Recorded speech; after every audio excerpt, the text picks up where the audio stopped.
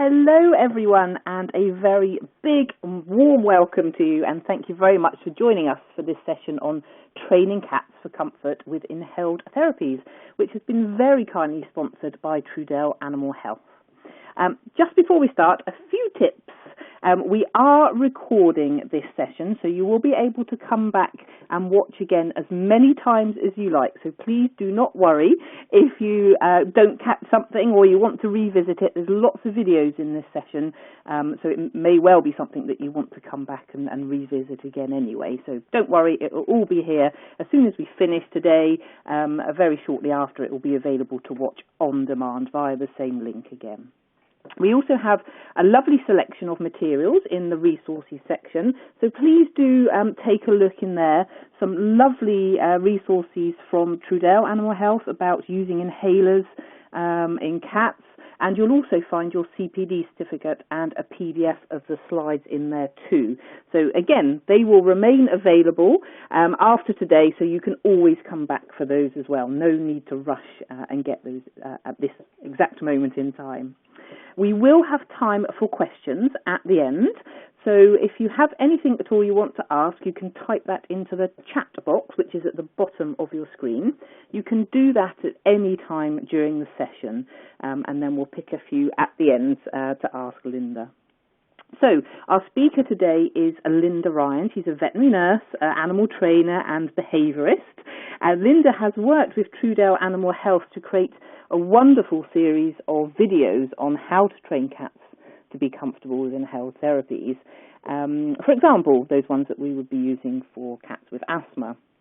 There is a link to the videos themselves in the resources section, but what we're going to do today in this session is actually get Linda to talk us through the process of the training and how she actually managed to create the videos and train her cat to be able to be comfortable with the inhaler. So this is really a kind of behind the scenes almost, to give you some top tips really to help support your clients, set them up for success, or indeed, of course, to train your own cats as well. So without further ado, I'm going to pass over to Linda. She's going to explain everything. And then, like I say, please do type any questions in the chat box, and then we'll have a little chat at the end with anything that you want to ask.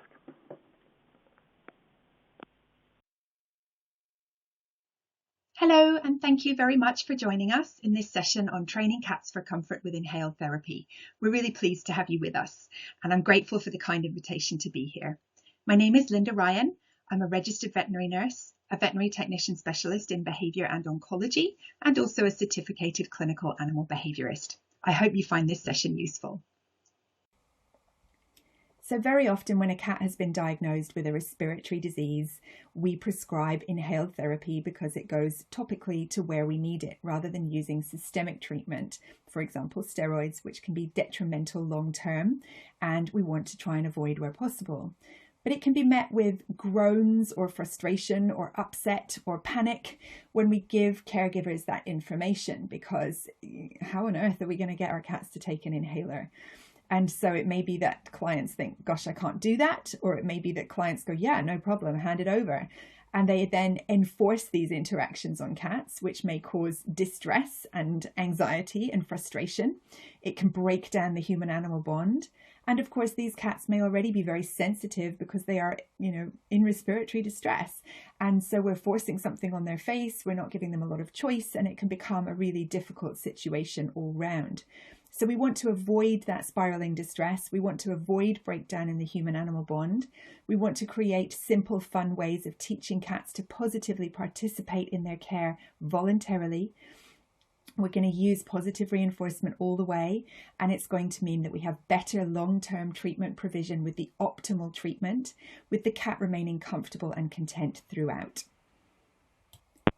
So our 3 core concepts or overarching goals are voluntary participation for long-term treatment compliance with a comfortable and content cat. And this is what that looks like.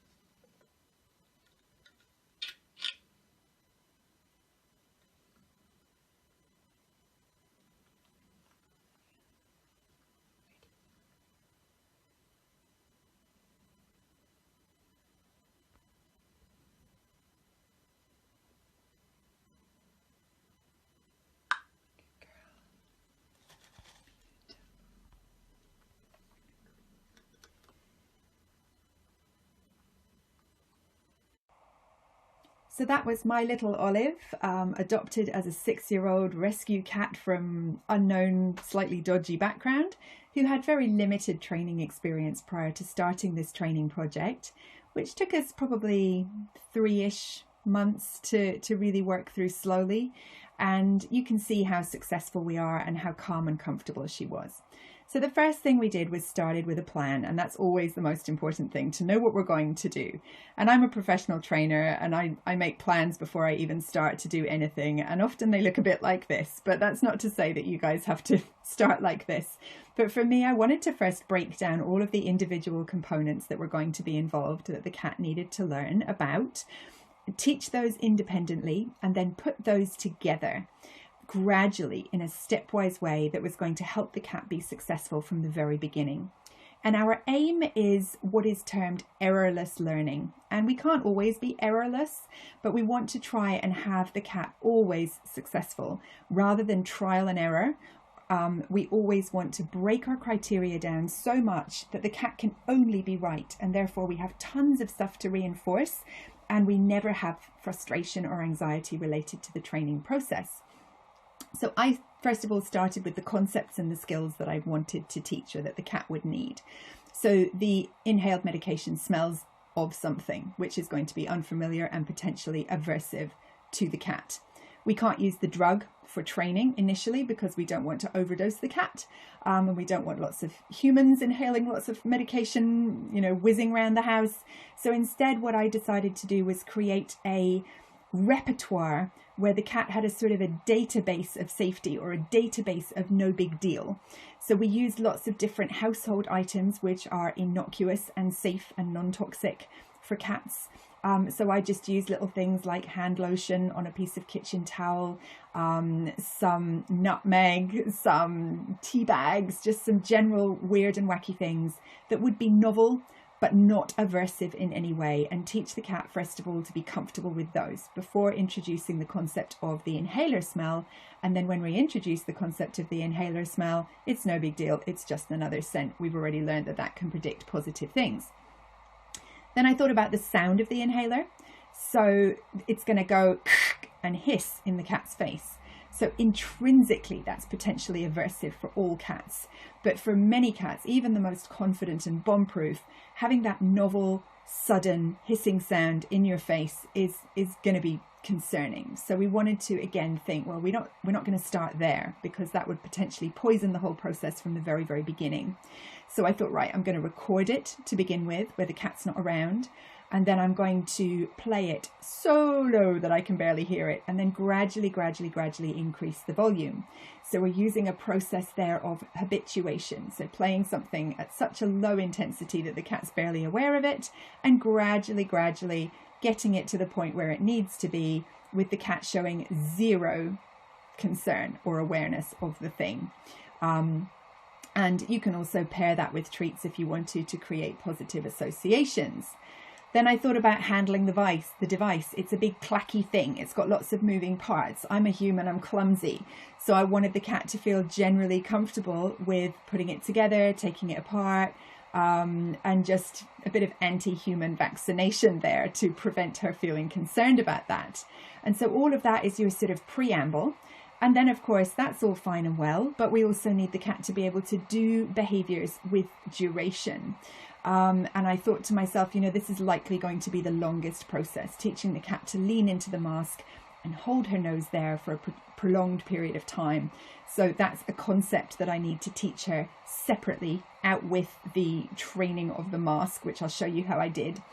And then we need to teach the bit that most people would rush to straight away as the first thing, which is put your face in an object. And put your face in an object is ultimately going to be the mask. But to begin with, I don't want the mask to be used because, first of all, I don't want any mistakes or negativity being trained into the process. I want it to be trained with positivity and ease from the very beginning, and I want it to be clean by the time it comes to the mask being introduced. So I thought to myself, do I want that to be a passive or active process? Do I want to put the mask on the cat's face and the cat calmly accept it? Or would I prefer the cat to actively put her nose into the mask herself and have complete autonomy over the process? And of course, I went for autonomy. So then I thought, right, how am I going to develop this? We're going to start with a larger object, which is nothing like the mask. And very similar to our introduction of new smells, I wanted to introduce a variety of new objects which were innocuous and easy to interact with and not scary, and then gradually build towards the thing that we need the cat to do. So I started out with very large openings and plenty of daylight and no threat, no sticking your head in something tiny or scary or dark. And then I gradually built that and built that and built that, smaller and smaller increments towards the mask, which was very small and tight and confined on the cat's face. And so we started with open, we moved to enclosed, and then later we built duration for that. But that was the last bit of the process. And then we back chained it all, which I'll explain in a little bit. So did I want to teach it in a specific location so that the cat knew this is where they had the treatment, she always comes to that place? Or did I want to generalize it to it can be done anywhere? That's an individual choice. I like to keep things simple. So I made a sort of a training station, which is a box in my bedroom where we just did our work always. And she knew, gosh, mum's heading to that spot. She's got all the good stuff.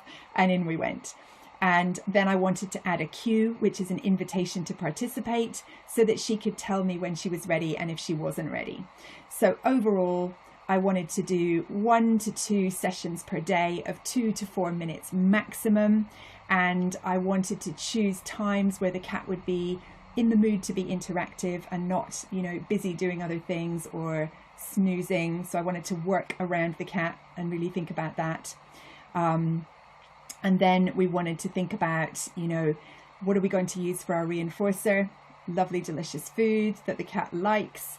And are we going to use social reinforcers like petting or, what does the cat love and how are we going to do that? So that was my plan. And that was probably, the most important bit from the beginning. And then I'll show you how that all came together as we moved forward.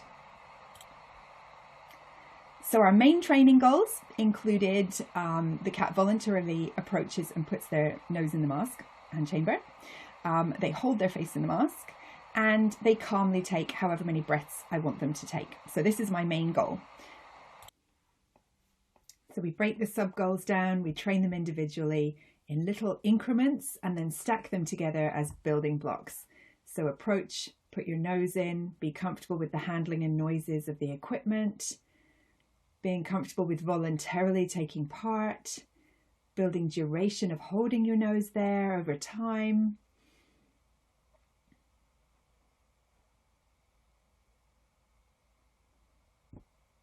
Being comfortable with different types of smell and variation and novelty so that everything becomes no big deal because we've got a database of safety. Adding in different pieces of equipment as we go along nice and slowly. Teaching the cat to have comfort in having its face wiped following treatment. Calm when I dispense the medication away from you.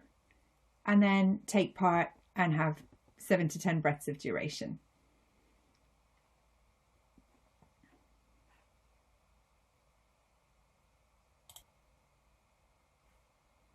So what do I need for success? The first and most important thing is to think about what does the cat love and what can I use as a reward? And in most cases, food is really good because everybody has to eat and there's usually something you can find as a food reinforcement. And it means that we've got lots of little things that we can use to create many repetitions of behavior that we like and many reinforcers for the cat. And they should be tiny so that we can use loads. And ideally, they should come out of the cat's food ration. Sometimes you can use the cat's own food. Sometimes you might want to crank it up if the cat wants to work for something more. So we pay the cat what they feel they are owed in terms of wages rather than what we think they should have, and they will tell us. So it might be kibble, it might be chicken, it might be cheese, whatever is safe and appropriate for that cat and that they want to work for. And for those who say, oh, well, my cat's not food motivated, all cats are food motivated. It's just that maybe we're not giving the right food. Maybe we're asking too much. Maybe the refusal of food is an emotional signal in the training context that something isn't right. The cat's emotional state is not positive. There's something distracting. There's something causing anxiety. So it's not always that we haven't got a food motivated cat, there's often a lot more to it, and we want to think about what that is. So whatever else we're doing, we want to be thinking about positive reinforcement. And that doesn't always have to be food. It could be touch. It could be, scratching the cat where they love to be scratched. It's up to them. We interview them and we let them decide. And it could be play, but certainly tactile and play. They're very good reinforcers in certain kinds of training. But we want to make sure that they're not massively slowing us down in that the reward's taking 30 seconds, but each repetition is taking 1 second. But also we don't want to wind the cat up and get them in a very aroused emotional state when we're trying to work on something lovely and calm. So food can be good in that way. We also, of course, need our equipment, and the training we're doing is with the AeroCat by Trudel Medical, and we need to have that present, obviously. We need to have other bits and bobs that we can use to emulate some of the equipment in a much less intense way, and also to create a diversity in our database of safety that we discussed. And I used flower pots because they're freely available. My husband's a gardener, they're lying around everywhere. I cut the bottoms out of some of them. I deliberately picked pale ones so they weren't dark and scary. And I could start with a huge one and work all the way down to a small one, and then a toilet roll, and then the mask. We want to have a way of creating the sound so that it isn't a big sudden hiss in the cat's face. And we can use something like an air spray that you use for perhaps cleaning your keyboard. But again, we want to be really sure that we're not just blasting it. We want to keep it very, very, very quiet. So we wrap it in a towel perhaps and have it away from the cat, starting at a really quiet volume and only gradually increasing it to realistic sound. You can also record it and play it. So we want to have a way of creating, again, a diversity is even better than just one thing that they get used to, because then we're creating acceptance of novelty and comfort with that. And in that theme, different scents. So we discussed earlier, I picked all sorts of different things, and I just put each one into a Ziploc bag with a slice of kitchen paper, and then I labeled them up so that I knew what they were. Not that it really matters, but just so I knew that they were diverse. So I had all sorts of things. As I say, I had nutmeg, I had tea, I think I had coffee, I had some very mildly scented hand lotion, again to create diversity and acceptance of novelty. We also need something that we can either record and play sounds on, such as a phone, and time sessions, very important. So our phone is multifunctional in this situation because we want to make sure that we are never overdoing it. So I think for most cats, even really experienced cats, a minute for a training session is more than enough, sometimes less. And oftentimes we get really into it and we forget that there's a real live cat at the end of the, what we're doing, and they're not used to training for protracted periods of time. And it's very anti-cat to do that because, they stalk it, they jump on it, they kill it, they bring it home, they eat it, they go to sleep. And so they're short bursts of intense exercise and cognitive work, and then we're done. So we need to think cat. And a really good way to do that is to time yourself. Or you can also count out, right, I'm going to do 10 reinforcers, 10 treats, and then that's the end of that session. So count your treats into a bowl, and when you finish, that's the end of your session. So keep yourself in the right, keep your cat in the right. All right, so we've got our plan, we know where we're going, we've got all our equipment, we're all set up, we're ready to go. We've got a quiet place to train the cat. So the first thing is to teach the cat to explore the equipment and to be comfortable around it. And all I've done here is just scattered it around all over the floor, scattered some food around it, and allowed her to approach voluntarily and to enjoy treats and touching, which is her bag, and just teach her that calm interactions around the equipment predicts nice things. That's all. Very simple start.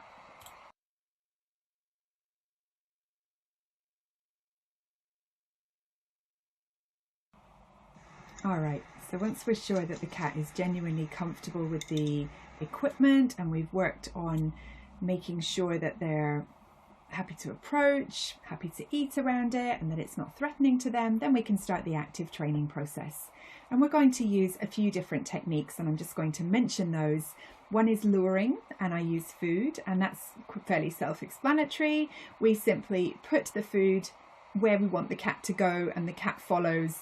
And in this case, it happens to be on a plate or in a pot. Then we gradually use shaping, which is working from easier to harder. And you'll see here, we're working from a flat plate to an enclosed pot to a smaller pot. and I'll show you a bit more about what that looks like in a minute. We're going to use marking of the behavior through, I'm using a mouth click, but you can use a word, you can use a clicker, you can use a pen top, and the marker acts as a bridge, and it also allows the animal to have information. So yes, you got that right. That exact moment, I pinpointed that, and it predicts a food treat is coming, and therefore you know you've been successful. You can stop what you're doing and receive your payment, and you'll see that in action shortly.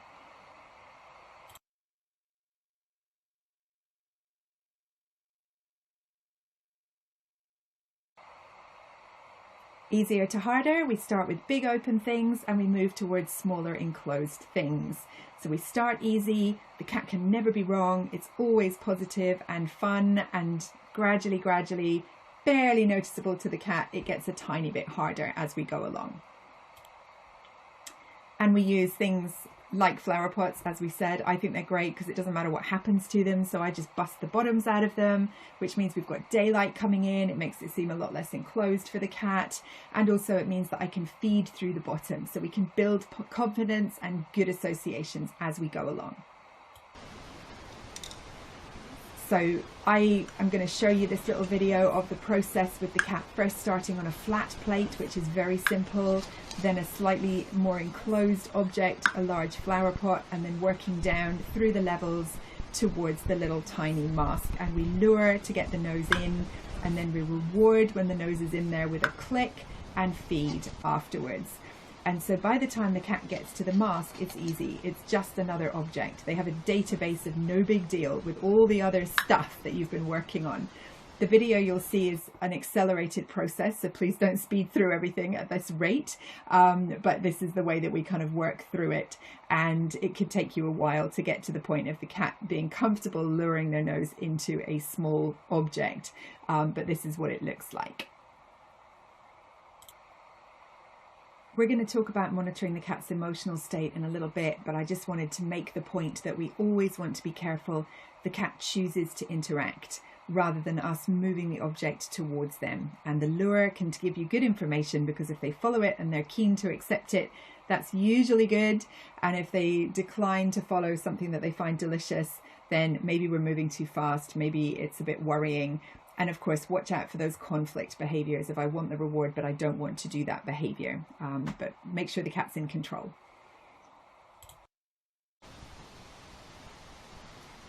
So we start generally teaching comfort with new things. This predicts that.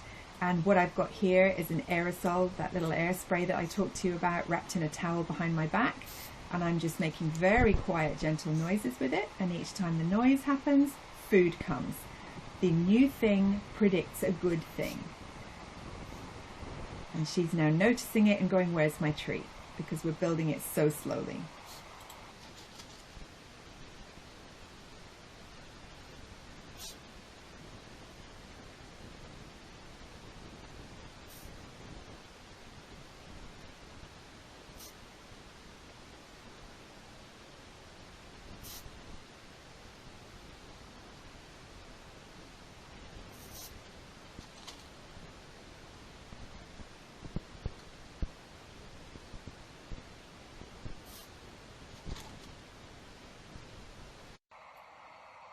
So we want to build it super gradually, a little bit, then a little bit more, always predicts treats, and it's always at the cat's pace.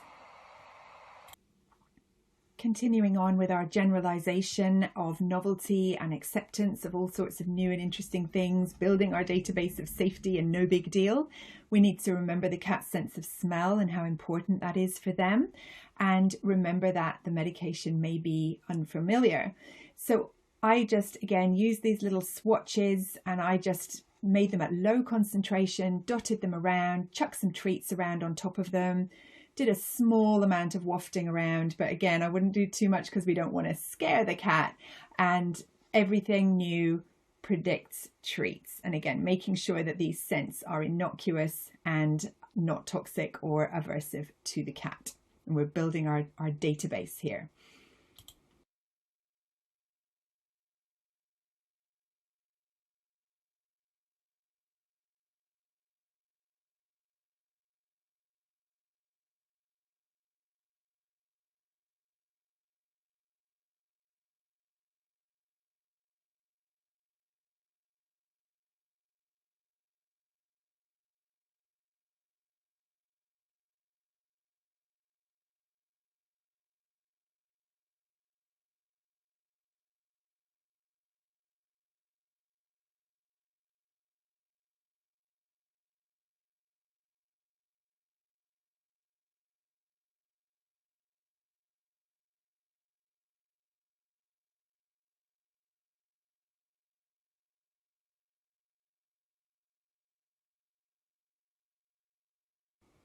So treats come when you smell something new. Even though at the moment we haven't introduced the inhaler scent, it just gives the cat a clue that new things mean good things. So once we've done all of this background work, we've started to condition the cat to all sorts of new things being, good, surprises mean prizes, and building their confidence in doing simple things like eating out of new objects. Now we can get a bit more specific for what we're going to be doing and how we're going to be doing it. So now I want to start working on the mask. She's learned to put her head in pots. That's simple. I can do that. No big deal. Now we want to make it easy for her to be successful. So for the AeroCat chamber mask, it's really cool in that you can turn it the wrong way out. So you can make it a lot flatter to begin with. It's more like a satellite dish, not so enclosed. So I turned it inside out to begin with. And there are 2 in the box actually, which is great because you can use one for a training mask. And then I was able to lure the nose into the hole and feed through the back. And when the nose was in, I was clicking and then feeding through the back so that she was gaining confidence with the actual mask itself, how it smells, how it feels, even though it's not as enclosed yet. Once we've got confidence with luring into the mask, then we move on. We start shaping voluntary approaches where we feed outside the mask because, of course, when the cat's nose is having treatment, it's not going to be able to eat at the same time. So I lure interest. The cat puts her nose in, I click, and then I feed outside the mask this time. So we're just moving on a tiny little step. It's a subtle difference. And we want to make sure we transition carefully from feeding in the object to you get a click for your nose being in the object, and then I feed out of it. Then I assemble the chamber and do the same thing. So again, I put food in the chamber to lure interest. The cat puts her nose in, I click when the nose is in, and then I feed outside the mask. So first with the mask on its own, then with the chamber attached. Every new thing is a new step. Then I'm going to add a cue, and a cue is an invitation to the cat. It gives a choice to take part, and it says, would you like to, rather than us shoving it on their face. And so what I'm doing is I'm teaching a finger tap, but you could also use a verbal cue. You could use mask. And we only add a cue to a new behavior that we're teaching when it's well understood by the animal. We never, ever, ever start shoving the cue on at the beginning of the behavior because then we associate that cue with the beginning of the behavior and it's not clean and gorgeous, whereas we want it to only be conditioned with the perfect, lovely behavior. So just as the cat's approaching, I say my cue or I tap my finger. When she does the behavior, I click and then I feed. As touched upon earlier, we want to make sure that our cats are always in a positive emotional state, choosing to take part, engaged in the procedure and comfortable with everything that we're doing. So we want to move slowly and we want to stop if we're in any doubt whatsoever. It's out with the scope of this talk to go into a huge amount of detail about, what behavior of comfort versus discomfort looks like, but there's a ton of great resources out there. This is just a nice poster from Lily Chin. There are some really nice ones out and about for you guys to source as well. But choice and control are just so important. The cat needs to have a voice and a choice. So we need to be careful when we're luring that we're not causing conflict over I want the treat but I don't want to do this, or I really want to be with you but I don't want to do this. And we want to make sure that we don't have a confined environment, that the cat is free to leave if they want to. And again, keeping our sessions short and sweet, matching the choice of reinforcer to what the cat wants and taking it very, very slowly are likely to facilitate all of that. We want cats in a positive emotional state, being genuinely relaxed and enjoying the process, and with comfort putting their nose voluntarily into the mask by their own choice. Versus cats being held still and having the inhaler put onto their face without any choice or control in the matter. And you can see the difference in body language between these two cats. The ear position, look at that squished up eye, look at the hands are really insisting here, whereas here it's like, would you like to? And this is what we're aiming for. So in the context of all of that, our cat feeling comfortable with the equipment, they're happily putting their heads in new things and having new things around them. and responding voluntarily to a cue to put their nose in and being sure that they're comfortable and relaxed, we want to start teaching the big piece, if you like, the voluntary hold for a duration of time, and calm acceptance of the mask on your nose and holding your nose in there on purpose for a while. And there's a couple of different ways that we can start teaching this. One is simply to cue the behavior. The cat puts their nose in and we withhold the click for a couple of moments until we then click and hand over the treat. So it would look like nose in mask, 1, click, treat. Nose in mask, 1, 2, click, treat. But we don't always go 1, 2, 3, 4, 5, 6 and make it harder and harder and harder. We bounce back and forth between maybe 1 second click treat, 2 seconds click treat, 1 second click treat, 3 seconds click treat, 2 seconds click treat, 4 seconds click treat, and we very, very gradually stretch the time before the click when the cat is choosing to put their nose in the mask.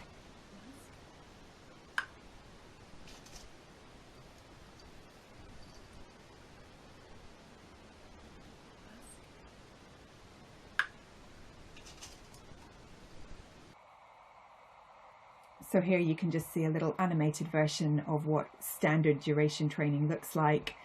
Present the cue, let the animal do the behavior, wait for a second or two, click, release and feed. Repeat, gradually stretching out our behavior to longer and longer times before the click happens. And the animal learns. You will get your reinforcer, you just don't know when. So hold that position or keep doing that thing, and when you hear the click, that means you've got it right and it predicts a reward. So stop what you're doing and come and get paid.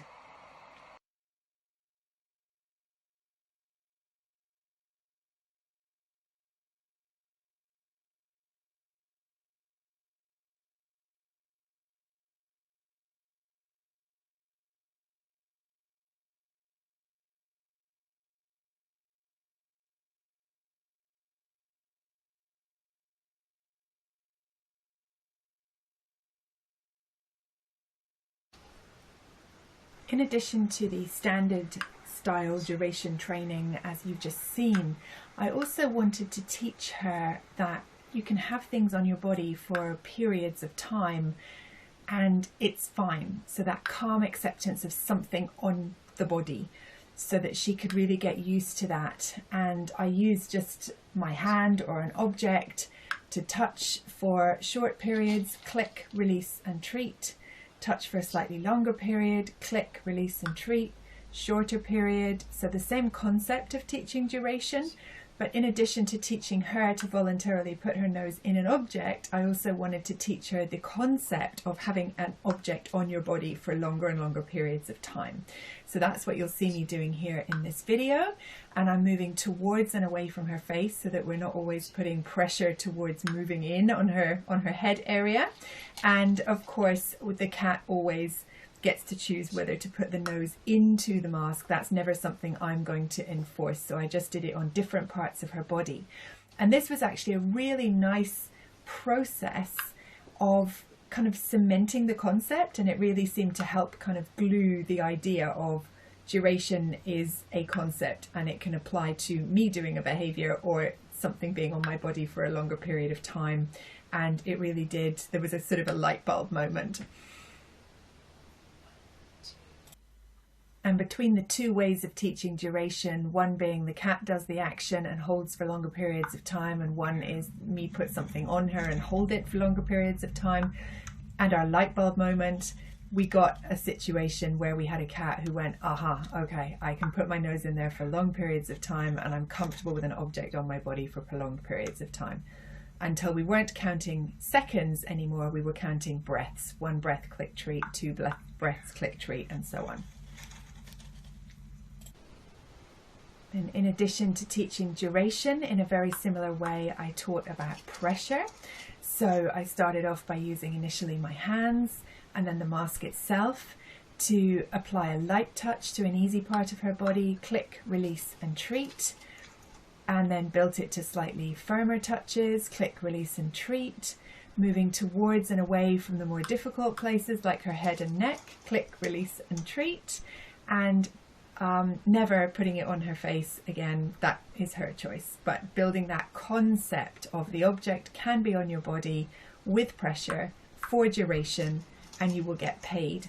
So I taught duration separately from pressure, and then gently started putting the two things together. So first, lighter touches to firmer touches, shorter durations to longer durations, and then firmer touches with longer durations, as you can see here, and I'm using the mask to do that.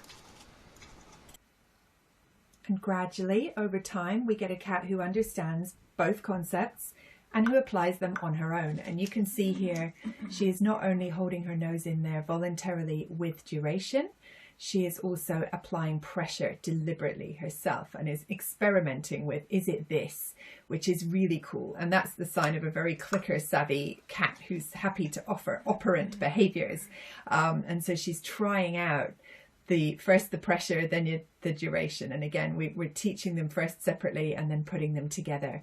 And you can't quite see on this video, unfortunately, but just behind the green bit, behind the mask in the aerocat chamber, is an object called the flow view, which is a little valve, flutters when the cat breathes. So as that's moving, you can see that the breaths are being effective. We've got a good seal, which means the medication will be given. If we don't have the right pressure, we won't get that seal. And so we can see that's fluttering away there. So we've got a nice tight seal, and we can see that pressure valve moving back and forth. And so again, we're counting breaths rather than seconds now. And she's in control of the whole process. So then we start mocking up treatment sequences. So shaking the inhaler predicts food. Attaching the inhaler to the equipment, clumsy human, predicts food. It's all creaky, it makes weird noises, predicts food. Pretend to administer it, predicts food. And this is an empty inhaler, so it wasn't administering drugs, and it wasn't even making a big hiss. And then offering the opportunity to put your nose in it. So breaking those stages down, shake it, feed. Insert the inhaler, feed. Depress it away from the cat, feed. Every little step is broken down for the first few repetitions, and then we start putting things together into more realistic treatment sequences. So shake the inhaler, attach it, give the medication, present it. Hold for duration. But we couldn't get that if we didn't do the breakdown steps first. Each thing gets paid. And in the beginning, when we're starting this, because it's new, again, putting everything together is new, we accept less duration and less pressure, and then we build that back up as the cat gets used to, oh, okay, you're going to shake it, you're going to put it together, you're going to present it, it might smell a bit funny, but again, I haven't dispensed the medication at this point, but we're just starting to get her used to those tiny steps. And you get the general idea here. We're breaking it down into tiny increments, but we're also generalizing so much stuff that nothing is a big surprise. And then, you know, when things change, they're so incremental, the cat doesn't even notice.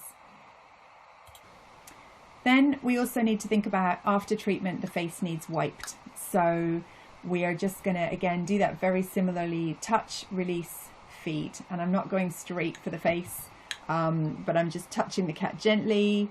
Could be, if the cat's sensitive around their face, you might want to start down around their rump or on their shoulders and slowly work up.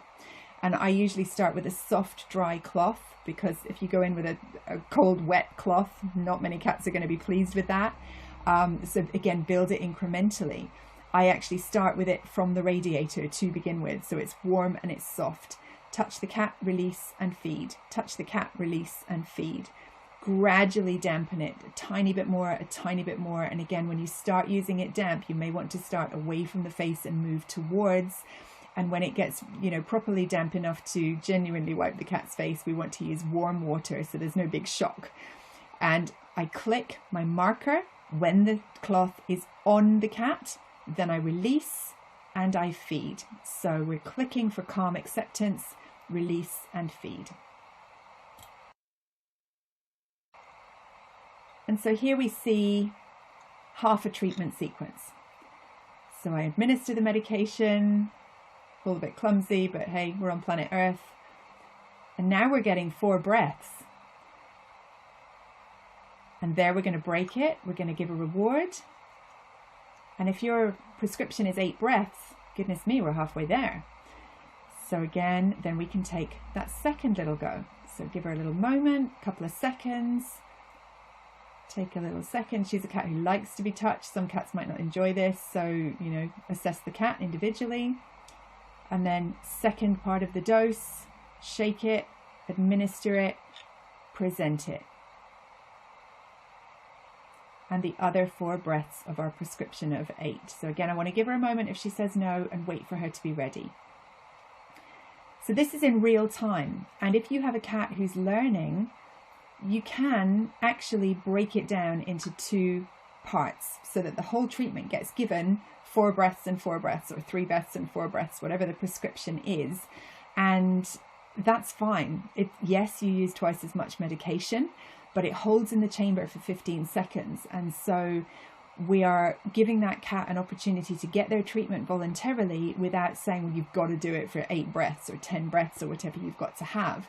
And that's perfectly okay according to the directions of the Aerocat chamber.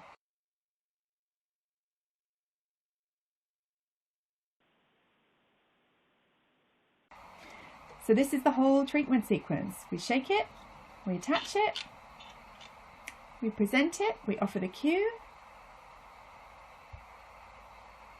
The cat leans in, she puts enough pressure, and you can't see in this video actually, but there's a little flow view which is just behind the green bit, behind the mask, and you can see that moving back and forth with the cat's breathing, so you can tell that there's a good seal. So that's a whole treatment sequence. The cat completely in control, choosing to do the behavior.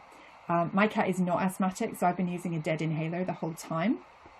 And there you go. And again, we spoke to Trudel about the chamber, and they were quite happy for, even though in an ideal world, you would put the, ask the cat to put their nose into the chamber and then dispense the medication. We reached a compromise because we felt that that actually was quite anti-cat, and cats would not really appreciate that. So the compromise was give it and then present, but do it within 1 or 2 seconds, and it will stay in the chamber for 15 seconds. So rather than hiss in the cat's face, we do the dispensing of the inhaler just away from the cat, then present it immediately, and they should have time to breathe their medication. So that's it, we did it. And if we go back and look at our treatment, our training plan, we review it and we say, did we do it? Yes, we taught all about novelty, surprises for prizes, or prizes for surprises. We broke it down into lots of different steps and increments. We put the cat in control. We built it so that in such a way that the cat didn't notice a lot of change in what we were doing. It was all just a fun game with the human. And we worked in 1 or 2 little sessions for 2 to 4 minutes every day. Sometimes we didn't train, sometimes we did. And we kept it nice and chilled and relaxed. And yeah, we always want to go back. Sometimes we might need to revise and go, you know what, that didn't work, or that's not working. What do I do? How do I break that down? And this is the moment that I want to mention, as veterinary professionals or maybe behavior professionals are watching this as well. If we have a cat who is sensitized to this, or has an anxious predisposition, or pre-existing behavior problems, for example, or there's a problem, we don't necessarily want the owners going home and having a go and getting it wrong and being left on their own, alone in the wilderness.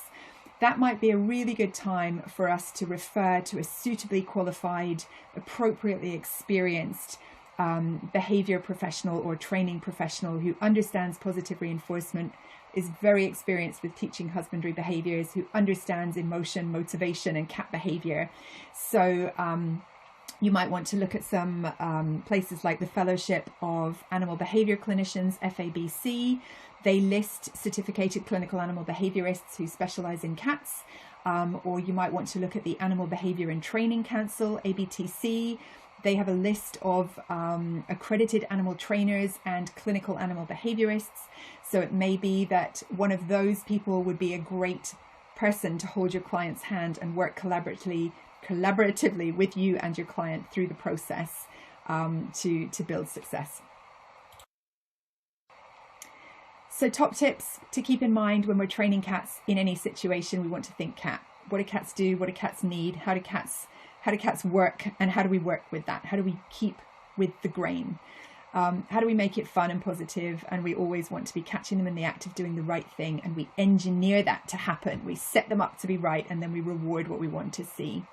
We're never going to use punishment or coercion. Even if we're really tempted to try and speed the process up and just move the mask into their face, you'll get away with that once or twice, but it will bite you in the bum. So we really want to avoid that because it's unkind and it's unfair and it's counterproductive to our training.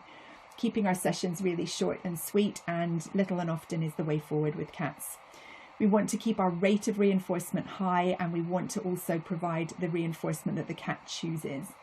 We want to work in a place that's a low distraction, where the cat is really comfortable, without any risk of threat, and where they're free to choose and leave if they want. The cat needs a voice and a choice. We want to break things down, and I hope I've really, really hammered that bit home today. Be a splitter, not a lumper. Our timing is incredibly important. Where we click or use our marker word for the thing we want to see more of, that's what you're going to see more of, and then the treat follows. And always be consistent and fair with the cat. So International Cat Care, ISFM, have created a video series with Trudel Medical, who are the makers of AeroCat, and these are available on our website and their website. So please do go have a look at those. They're a step-by-step guide in a lot more detail than I've had time to go into tonight, talking all about mastering the techniques of training before we even start, introducing the cat to the chamber for comfort, teaching voluntary approach, teaching duration, and then teaching how to put those treatment sequences together. So hopefully they'll be helpful for your clients, but also helpful for you as well. So in conclusion, yes, it's possible. Yes, it's fun. It takes time and care, but it is well worth the investment for the ability to be able to treat our cats appropriately and long term, and avoid deleterious treatments. And not only that, but it builds the human-cat bond. It's enriching for cats. And yes, we may need ongoing behavioural and veterinary support, but that's all part of the joy of teamwork making the dream work. And those collaborations can really be so beneficial for all concerned. And if my little rescue cat from her cruddy beginning can do it from scratch, every cat can do this. And I think it's a wonderful thing that we can do that will make all of our lives better and enrich our treatment and care of cats who need to use inhaled therapy. So thank you so much for being with us. I really appreciate it. I hope you found that helpful. I know it's been quick and I've had to go through things at quite a pace, but I'm very happy to take questions.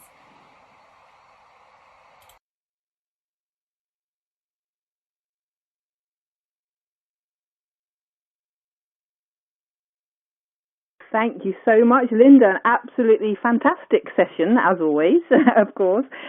It's really great to see the workings, I think, behind the training. And if people watch the videos, I think they'll really appreciate having that kind of behind-the-scenes look at things as well, the processes used, how cats learn, all those kind of things as well, which obviously you don't get from the main videos.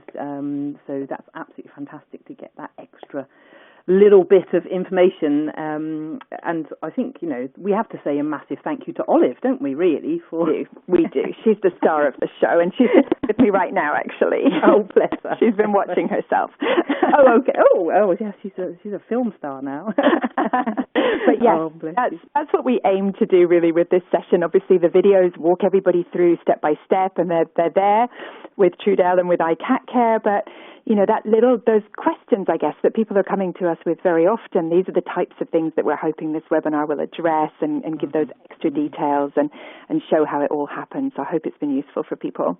Absolutely, yes, of course. And, because as veterinary professionals, it's very easy for us to just say, oh, go and watch this video and copy it. Yeah. But, we also need to provide that support as well, don't we? So that's absolutely fantastic to have this available. We do have some questions.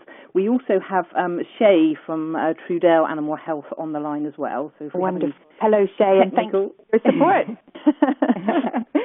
Any technical questions, then we may be able to help out there as well. Although obviously myself and Linda are veterinary nurses, so we can't talk about prescribing drugs as such. But if we get anything there, then we can hopefully Shay can help us as well. So let's have a look then, because we did have a couple of questions. Now, actually, Shay has put in the chat box the answer, but I thought we'd just talk through it as well, because the chat box is available now on the live session, but once we go on demand, people won't be able to see that. So I thought it'd be nice just to chat about it so that it's recorded and people listening on demand will be able to get the benefit as well.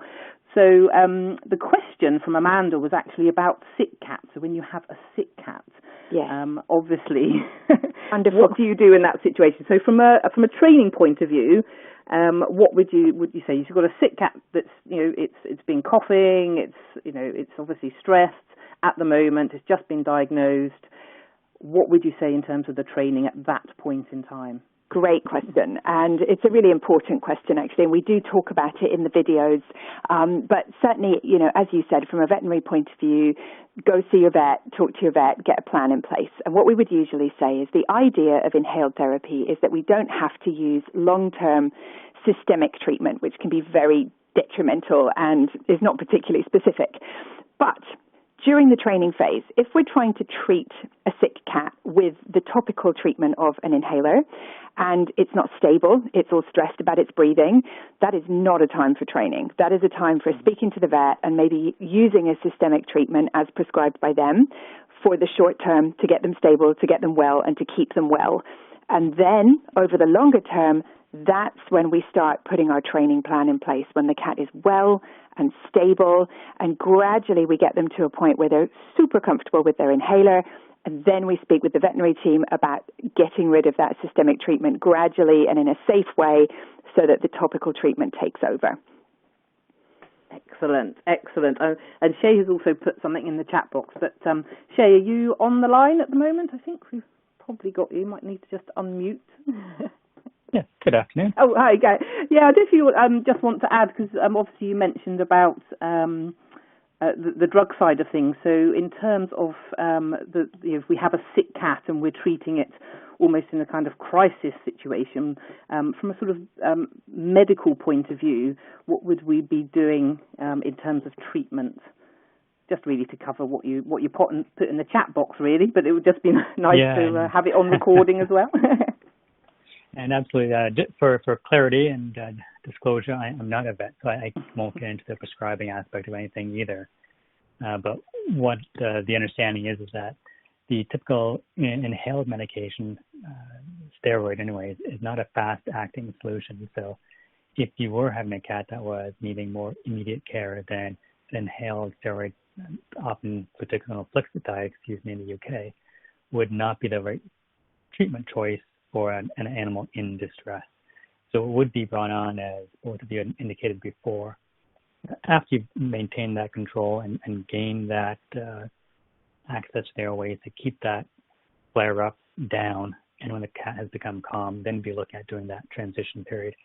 And the inhaled medication itself can take up to 10 days or so to start taking effect. So you definitely don't want to stop any systemic options and immediately transition over to inhaled steroid. And not only because it takes time to build up, but you also want to go through that weaning process to get them off the systemic options.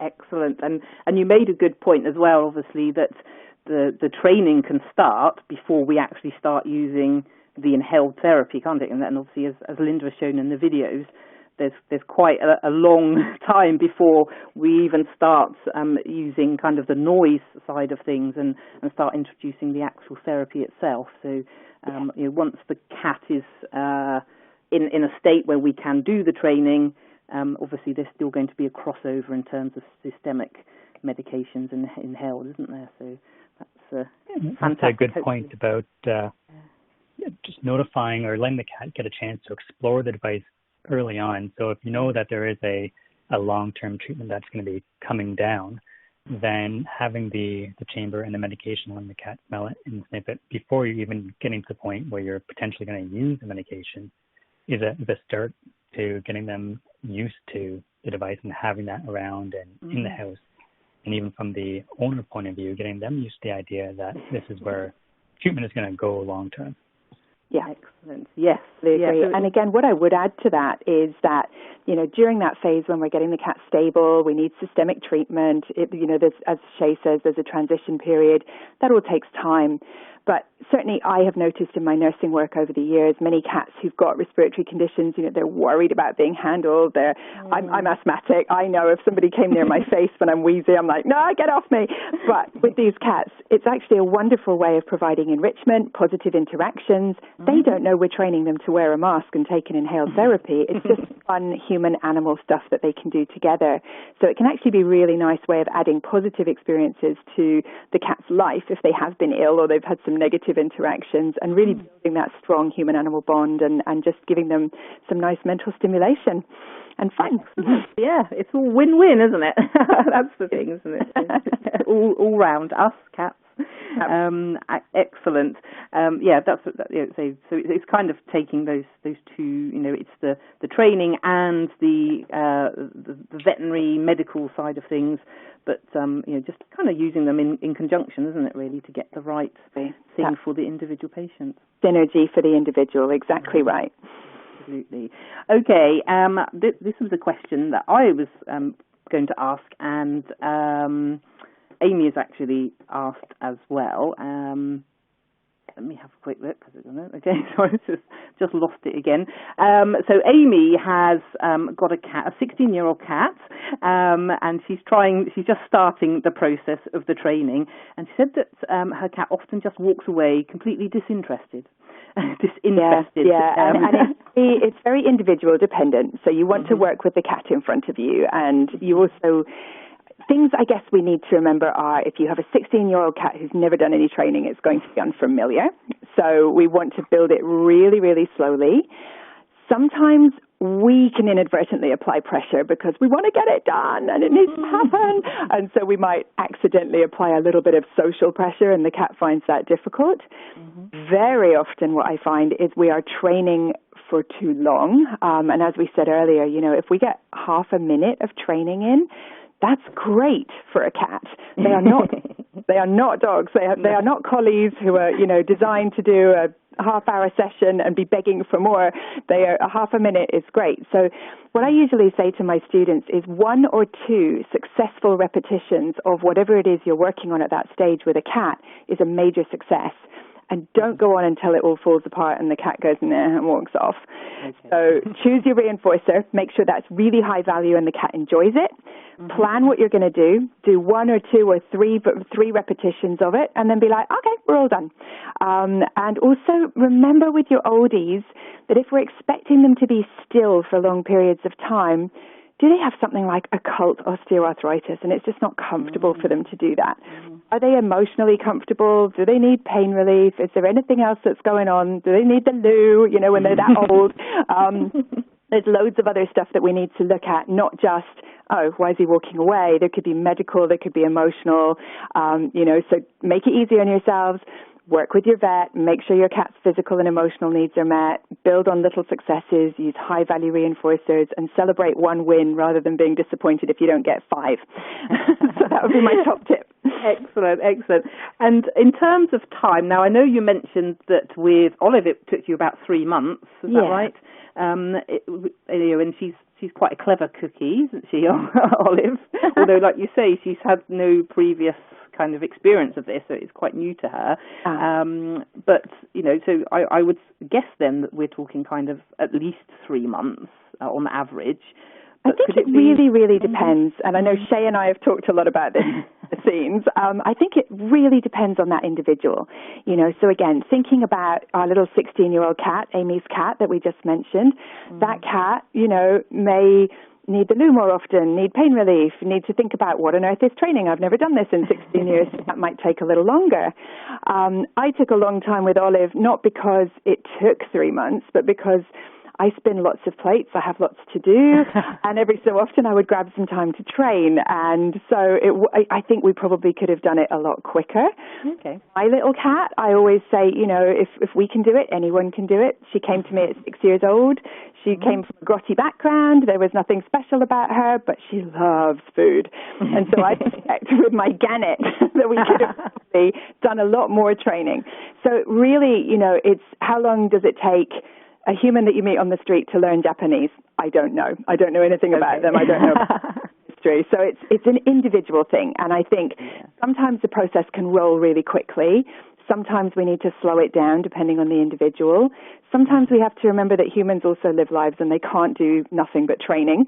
So I think we need to individualize it for the situation. But it could take weeks, it could take months, but work with the cat in front of you is what I would say there. Okay. And don't rush, because there are alternatives, as we've already mentioned, and then once the cat's ready, then we phase those out and we move to the optimal treatment, which is inhaled therapy.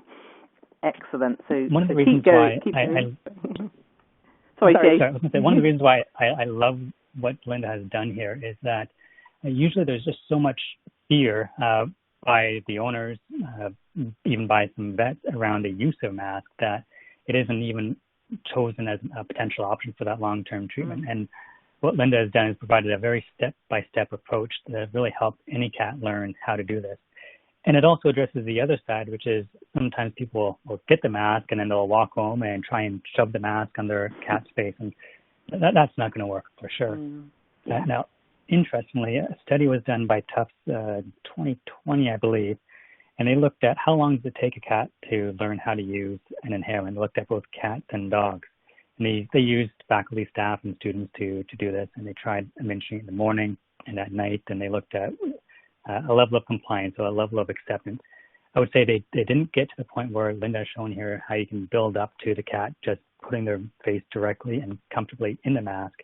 But they rated the compliance that for dogs took about 4 days to get trained, and for a cat, 6 days. Yeah. Wow. So every cat is unique and every cat is different. I think what Linda's done here is provide a guide for any cat to be able to learn, and make sure you are patient going through the process. But it can be done, and cats are accepting of it.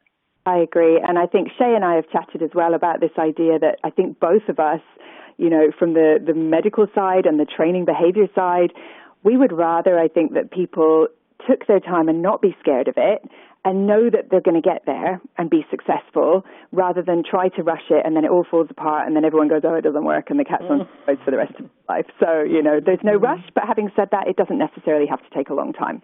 Okay, yeah. And like you say, it's the individual cat, isn't it? It's like you say with people, how long does it take a person to learn Japanese? Well, yeah. Some people very quickly, other people probably never, So, absolutely.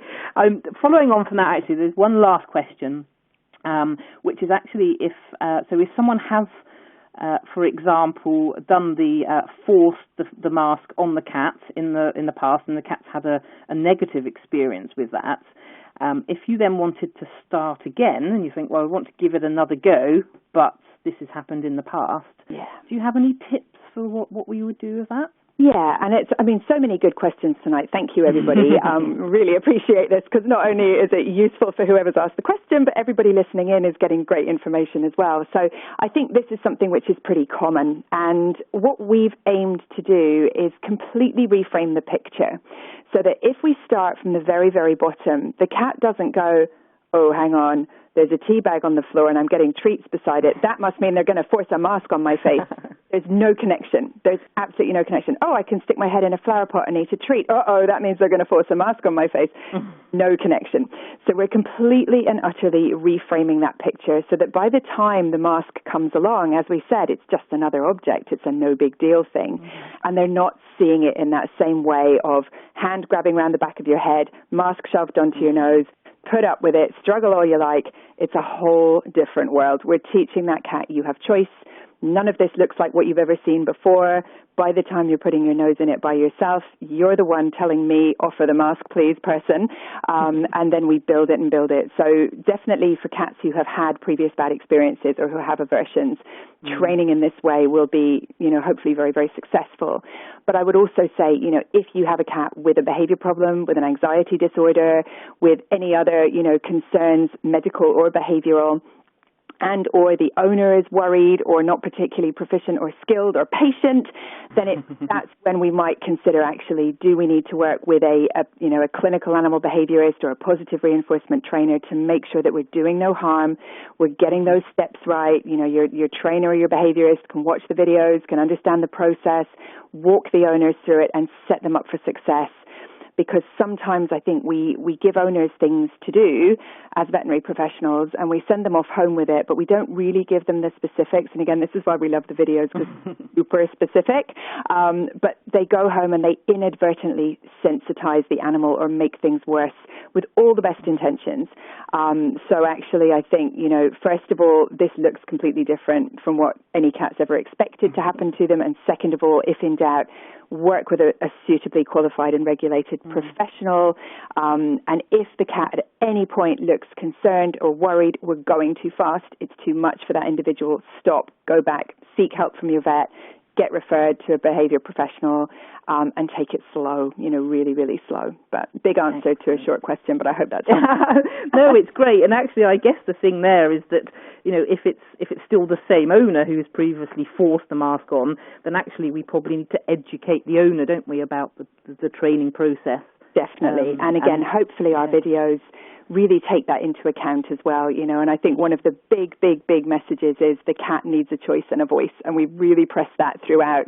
It's not just about the technical training process, it's also about, your cat's at the center of this. Pay attention to what they have to say and work with them. We're working with the cat, and many years ago we talked about training animals. Now I would never say I train animals, I would say I train with animals, and that's the difference, working together in a collaborative way with the learner in front of you. So, and again, we talk a lot about that, and it's incredibly important. Good point. Yeah, brilliant. Okay, well, I absolutely appreciate your time, and I also appreciate that some of our listeners are in even later time zones than we are here in the UK, so it is getting quite late for some people. So I think we'll wrap it up there. There's no more questions. I think we covered everything there. So I just want to, of course, say a massive thank you, Linda, for the presentations and also for the videos that you've created, and Olive as well, as we mentioned. We have to thank her. We're very pleased to be involved and delighted to be here with everybody tonight, and thank you to everyone who's come, and please, spread the word. It can be done, it can be fun, and it's a good thing for cats, so thank you. Excellent. And then, of course, another huge thank you to Trudel Animal Health for working with Linda to create the videos and sponsoring this session tonight. So thank you, Shay, for joining us and having some input. It's really nice to hear it from the kind of more medical and the AeroCat, I guess, point of view as well. So it's nice to have, nice little discussion we've had this evening. It's been quite nice. Yes, of course, thank you to Trudel.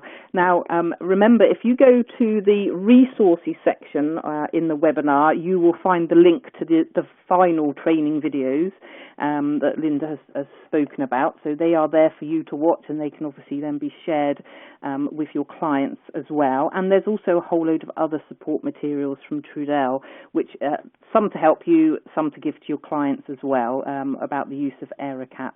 So definitely have a look there and take advantage of all those lovely materials that have been supplied. I have also just now put in a link to our previous webinar. So we had Dr. Sam Taylor, who's a feline medicine specialist, a few weeks ago, and she talked about coughing cats, and it was about, what causes cats to cough, how do we diagnose it, and then how do we treat it. So there was a nice section about asthma in there as well. So if you're interested in that, I have also put the link to that if you haven't already seen it or you weren't aware of it. You might need to just refresh your screen, or if you come back later, it will be there as well. It just says Coughing Cat webinar link. So that's also a really nice one because it works really nicely hand in hand with this session that we've done today, just a little bit more of the kind of veterinary medical background on coughing cats and cats with asthma as well. So definitely have a look at that if you haven't already. So I hope that this session today has inspired you, whether it's your own cats or your clients' cats, to actually think about using inhaled therapies. I think certainly Shay mentioned there that a lot of people are just put off even prescribing it because they're worried the owner's not going to manage. So hopefully this will give you a bit more confidence to be able to start thinking about your patients where we could potentially move over to inhaled therapies, which obviously if we can get it right in the way that Linda has described today, then making sure that they're comfortable, the cats are comfortable, and the owners, I guess, as well, comfortable with the process, then obviously that is just a win-win for both the cat and the owners as well, and us as veterinary professionals, because we're getting the right treatment for our patients as well. So thank you ever so much to everyone for joining. I can see you saying lots of thank you. So that's great news. So it's great to get that feedback, and that I hope you enjoyed it very much as well. So I will say goodbye to Linda and Shay, and of course everyone watching, and goodbye. Goodbye.